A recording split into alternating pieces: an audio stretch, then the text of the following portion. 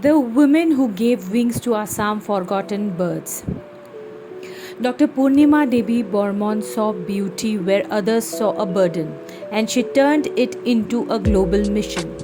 In Assam, the Hargilla or greater adjutant stork was treated as a nuisance, feared and ignored. With just 1200 left in the world, they were vanishing fast. But one woman didn't give up. She went door to door, educating villagers, listening, empowering. They stitched bird motifs, made eco friendly products, built pride in protecting, not killing these birds, and their efforts worked.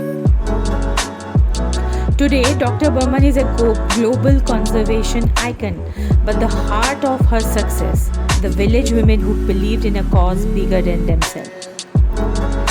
Want to know how one woman inspired a silent revolution through compassion and community? Read the full story on workwellwomania.com, link given in the description below. Go check it. Bye bye.